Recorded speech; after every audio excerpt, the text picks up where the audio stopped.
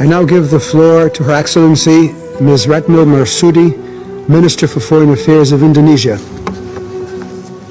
Bismillahirrahmanirrahim. Mr. President, I flew 21 hours from Jakarta to attend this meeting. I just want to remind the Council that you have a big responsibility to maintain peace and security, not to prolong war, not to back up any side, to continue war. Indonesia condemned the continuing unprecedented aggression against civilians by Israel in Gaza. We are seeing a humanitarian catastrophe.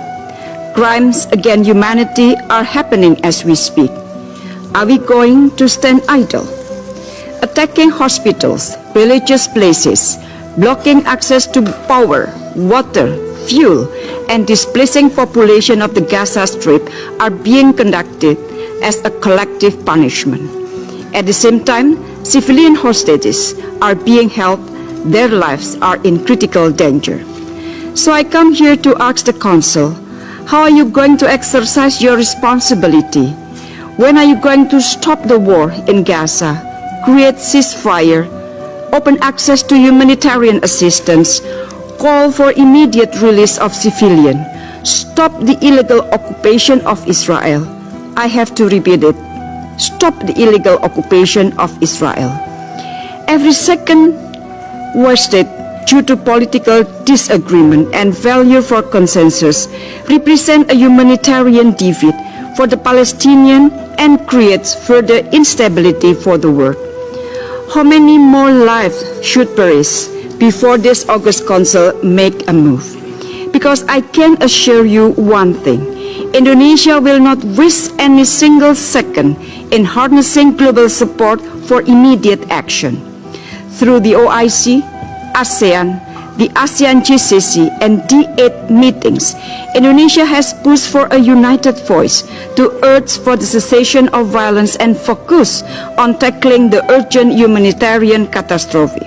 Mr. President, Indonesia calls the Council on 3 points.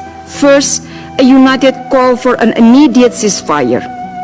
Silence is harrowing against deafening sound and bullets and rockets. Blanket support shown to one side has so far led to further disproportionate use of force, violation of international humanitarian law, and impunity. It is our collective obligation to end the cycle of violence before it escalates into a regional and global calamity. Second, prioritization of humanitarian access. More than 2 million people in Gaza are hanging on to their lives for basic humanitarian needs. Convoys of aid delivery are mostly being held immobilized and in constant danger from crossfire. The Security Council must urge immediately for safe and unimpeded passage of humanitarian access and respect toward humanitarian law. Third, move beyond politics. Bring back humanity to the Security Council. Please use your great power to be more human. The Palestinians deserve equal rights and treatments. We are all human beings. We all deserve to have a home. We must reject the displacement of Palestinians. We must not let the 1948 tragedy reoccur. The Security Council holds great power, and with great power comes great responsibility to address the current situation in Gaza, to address the root cause and ensure a path to state solution. Indonesia stands with the people of Palestine. I thank you, Mr. President.